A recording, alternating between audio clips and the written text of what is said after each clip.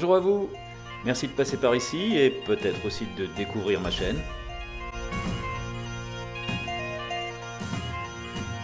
Allez, c'est parti pour la vidéo du jour.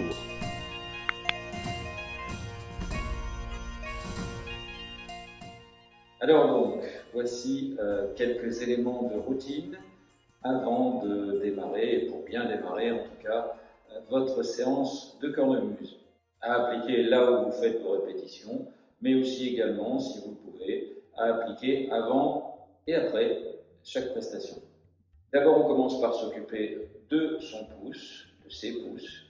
Par ce mouvement, vos deux mains, vous prenez votre pouce, vous le disposez à l'intérieur, au creux de votre paume, de la paume opposée, et en fait, vous appuyez avec le pouce, avec la main. Tout ceci donc pour préparer cet endroit-là en particulier aux tensions qui vont s'exercer et à prévenir des tendinites à ce niveau. Donc même chose effectivement, on était sur le pouce gauche, même chose pour le pouce droit. Donc pareil pour tous ces mouvements d'extension, vous gardez la position pendant quelques instants afin de bien ressentir l'extension, la tension.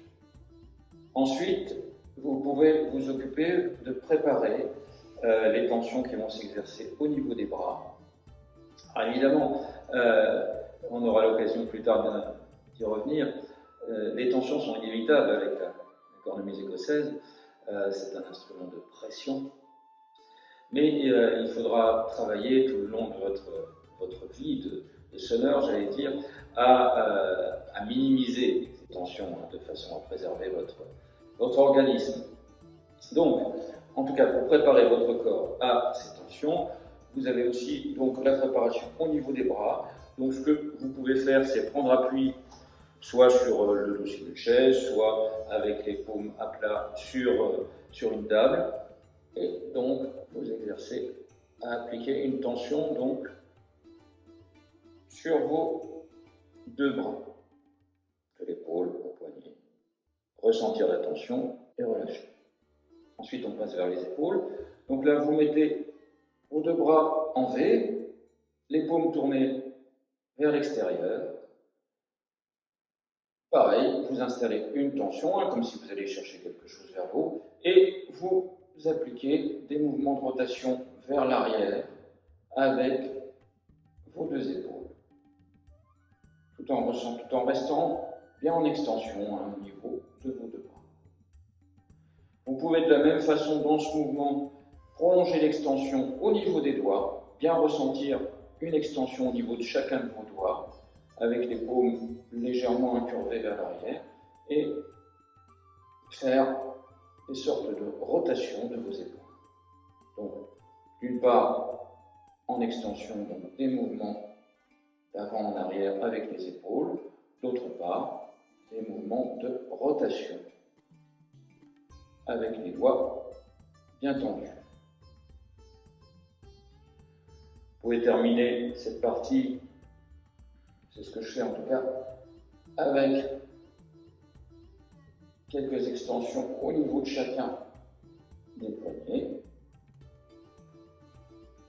Ensuite, tout ça toujours avant votre séance, ce que vous pouvez faire, c'est au niveau des omoplates, au niveau de votre dos déjà, c'est quand même le dos et la colonne vertébrale sont des éléments qui sont eux aussi soumis à des tensions assez importantes avec notre instrument qui est porté d'un seul côté, qui fait quand même 7 kg à vide.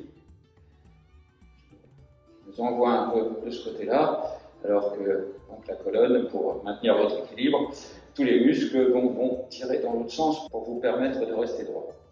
Donc là, vous pouvez faire comme si des mouvements avec vos omoplates vers l'arrière, comme si en fait vous essayiez d'attraper quelque chose. Il faut mentaliser tout cela, comme si vous essayiez d'attraper quelque chose, une noix par exemple, avec vos deux omoplates. C'est comme si vous essayiez de coincer quelque chose avec vos omoplates. Voilà quelques mouvements. À faire également après la séance.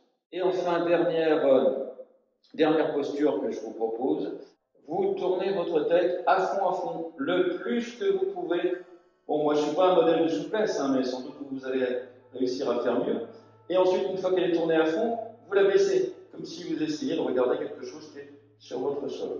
Et pour terminer le mouvement, avec le bras opposé, vous faites une extension, cette fois-ci, comme si vous essayiez d'attraper quelque chose qui se trouve au sol. Pareil, vous gardez la posture pendant quelques instants, vous revenez. Et vous faites la même chose de l'autre côté. Hop. Je regarde le plus que je peux derrière. Ensuite, comme si je voulais regarder au sol, comme si je regarde au sol. Et avec le bras opposé, hop, je vais chercher un objet. On garde la posture quelques instants, on revient.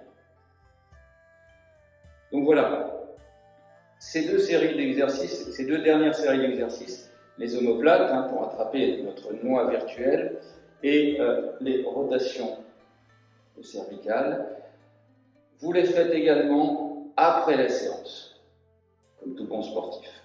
L'ensemble de toutes ces séries d'extensions, de mise sous tension, vont vous permettre quand même de prévenir quelques soucis au niveau au niveau tendineux, au niveau musculo-squelettique également, de façon à vous permettre d'exercer votre instrument favori et votre passion le plus longtemps possible et de n'avoir pas trop souvent recours à un ostéopathe pour vous remettre en ligne.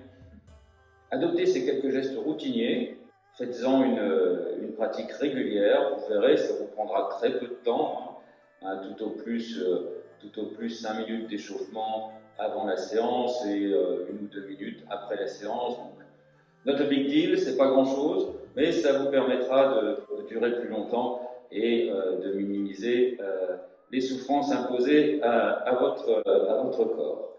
Voilà, c'est tout pour aujourd'hui. Je vous dis à bientôt pour une nouvelle vidéo. Bye bye.